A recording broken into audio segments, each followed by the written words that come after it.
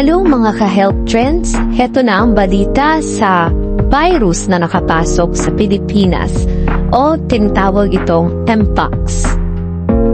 Noong January 20, 2025, inulat ang unang kaso ng Mpox sa Baguio City na kinumpirma ng isang 28 years old na lalaki.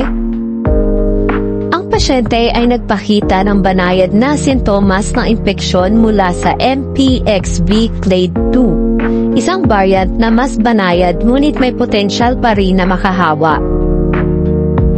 Bilang bahagi ng mga hakbang ng pangkalusugan, agad siyang isinailalim sa isang isolation upang maiwasan ang posibleng pagkalat ng sakit.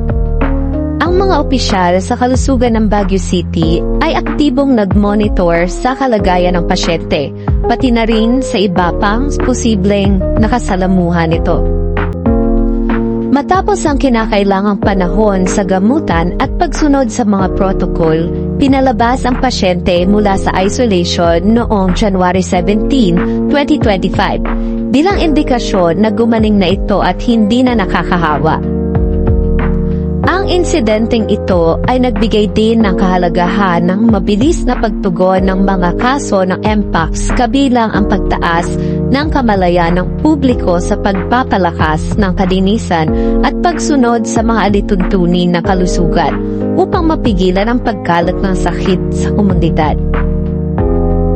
Manatiling nakatutok sa News Trends Today.